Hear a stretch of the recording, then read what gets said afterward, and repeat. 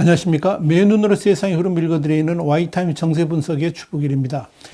북한의 핵미사일 방어를 위한 한국의 고고도 미사일 방어 체계, 그러니까 사드가 이 중국에 대한 주권 침해라고 강력하게 반발하던 중국이 정작 이 산둥반도에 한반도와 일본을 감시하는 장거리 조기 경보 레이더를 비치한 것이 확인됐습니다.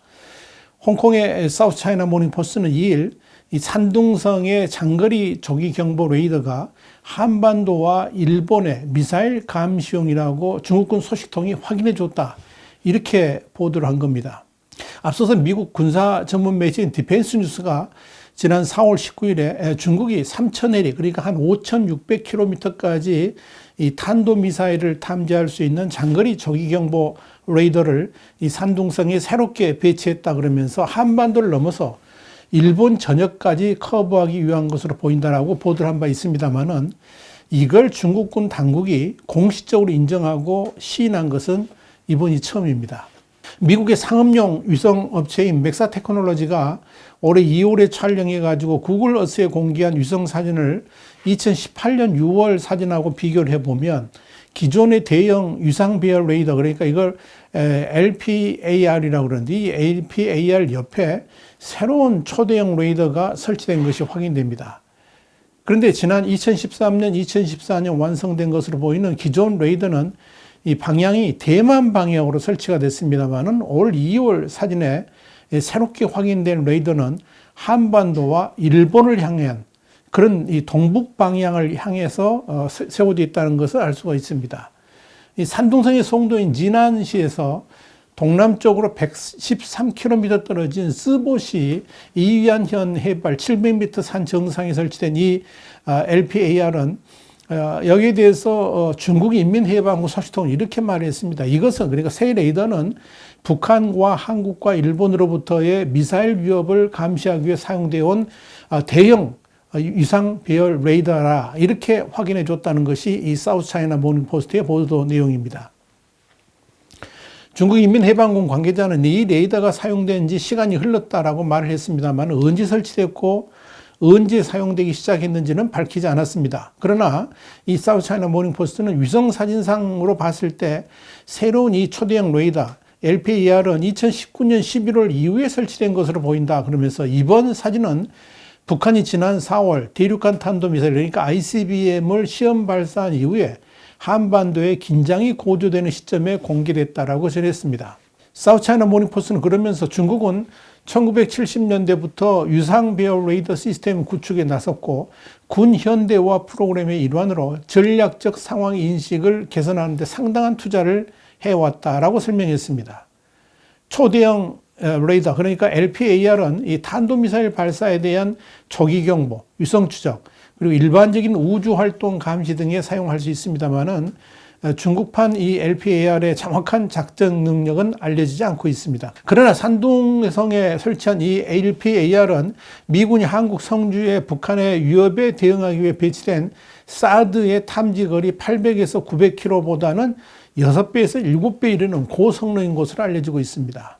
자, 그런데 말입니다, 여러분. 중요한 것은 이 한반도를 향한 중국의 고성능 레이더 기지 설치가 이번이 처음이 아니라는 데 있습니다.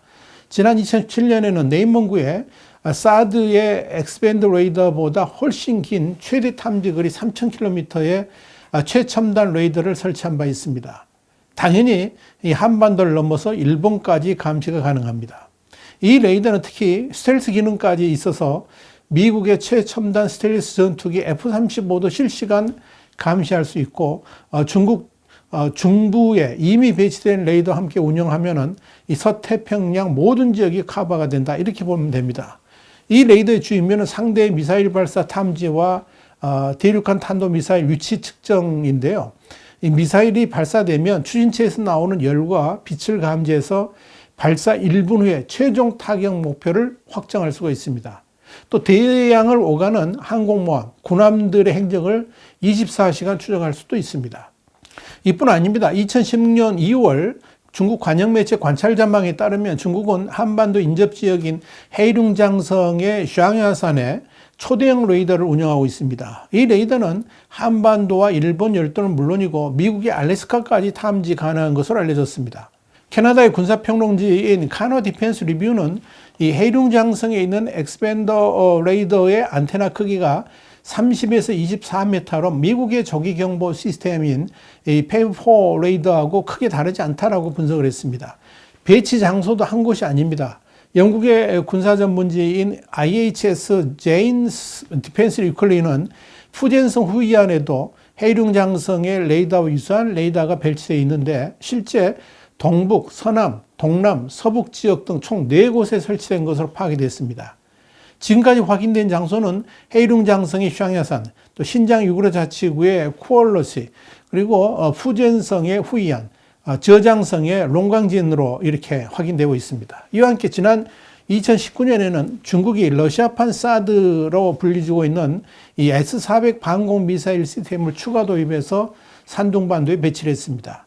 S-300을 개량한 이 S-400 방공 미사일은 2007년부터 이 러시아군에 실전 배치된 중장거리 지대공 미사일 시스템인데요. 저고도로 비행하는 순항 미사일과 전술 탄도 미사일, 군용기 등을 모두 요격할 수가 있습니다. 특히 S-400은 한꺼번에 100개의 표적을 추적할 수 있고 동시에 6개의 표적을 격추할 수 있는 성능을 갖추고 있습니다. 또한 일반 레이더에 거의 잡히지 않는 미국의 B2 폭격기, F-117 전폭기, F-35 전투기 등 스텔스기들을 탐지하는 능력이 뛰어난 것으로 평가가 됩니다. S-400 방공 미사일 시스템의 최대 탐지 범위는 700km인데요. 중국군이 한반도와 300여 킬로미터 떨어진 산둥반도에 이 S-400이 배치됐다는 것은 한국군과 주한미군 움직임을 손바닥 보듯이 탐지할 수 있다 하는 것을 의미합니다.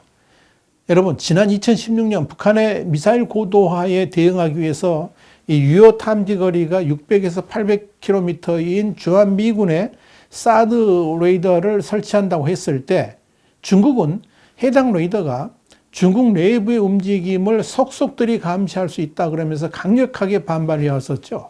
실제로는 이 사드 레이더가 북한 쪽으로 고정돼 있어서 이 산둥반도 일부 말고는 중국 내륙 움직임을 전혀 감시할 수 없음에도 불구하고 중국은 막무가내로 사드 배치에 반대한 물론이고 강력한 경제 보복까지 단행을 했습니다.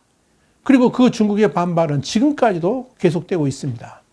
최근에도 중국은 사드의 철거를 요구하면서 한국 정부를 압박했습니다. 지난 4월 7일 윤석열 대통령 당선인이 주한미군 심장부인 평택 험프리스 기지를 방문하니까 중국은 즉각 사드를 언급하면서 한미가 밀착을 경고했습니다. 싱하이밍 주한 중국 대사는 이날 한 행사에 참석해가지고 이런 말을 했습니다. 사드 문제로 한때 최악으로 치달았던 중한 관계가 양국의 공동 노력으로 정상 궤도를 회복하긴 했지만 아직도 그 그림자에서 완전히 벗어나지 못했다 그러면서 사드란 두 글자는 중한 관계의 금기어가 됐고 양국은 다시는 그 전철을 밟지 말아야 한다라고 말을 했습니다.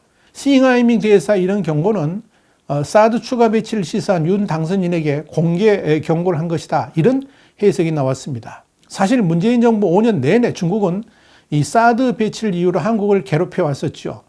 중국의 압박이 극에 달했던 2017년 새로 출범한 문재인 정부는 결국 중국 요구에 굴복해서 산불, 그러니까 한국이 미국 주도의 미사일 방어 체계에 참여하지 않고 사드를 추가 배치하지 않으며 한미일 군사동맹을 추진하지 않는다. 이 산불을 약속해 줬습니다. 모두 이 한 국가의 군사주권에 해당되는 내용입니다.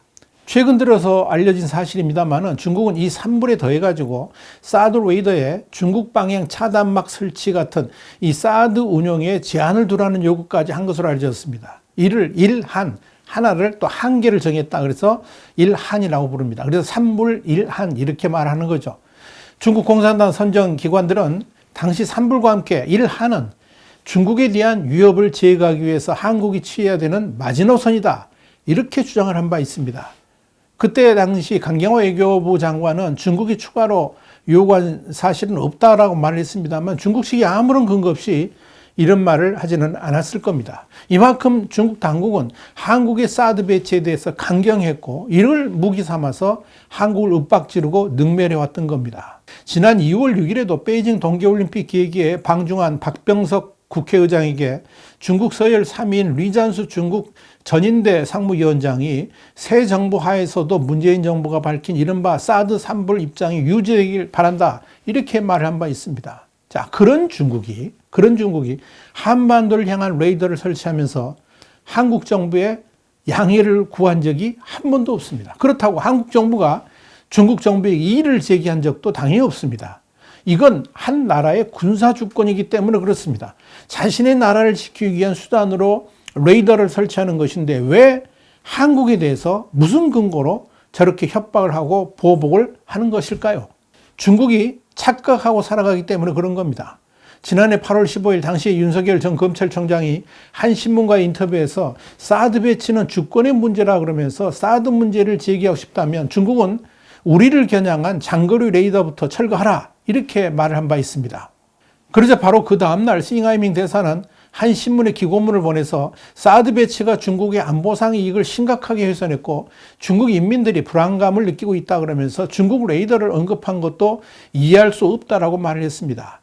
싱하이밍 대사는 이어서 천하의 대세를 따라야 창성한다는 말이 있다 그러면서 중국은 이미 5억 명에 가까운 중산층 인구를 갖고 있고 앞으로 10년 동안 22조 달러 한 2경 5,102조 원 규모의 상품을 수입할 계획이라고 언급했습니다.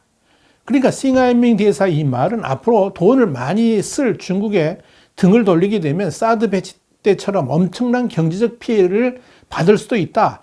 이런 노골적인 협박으로 받아들여진 겁니다. 본시 대사의 발언이라는 것은 그날의 공식 입장이나 다름없죠. 싱하이밍 대사의 발언이 그냥 나온 것이 아니라는 이야기입니다. 이런 발언은 한마디로 한국을 중국의 속국처럼 우습게 보고 있다는 뜻이기도 할 겁니다. 실제로 시진핑 중국 국가주석은 2017년 4월에 도널드 트럼프 미국 대통령과의 정상회담에서 그런 말을 한 적이 있죠. 한국은 사실상 중국의 일부였다. 한국은 사실상 중국의 일부였다. 이런 본심을 털어놓은 바 있습니다.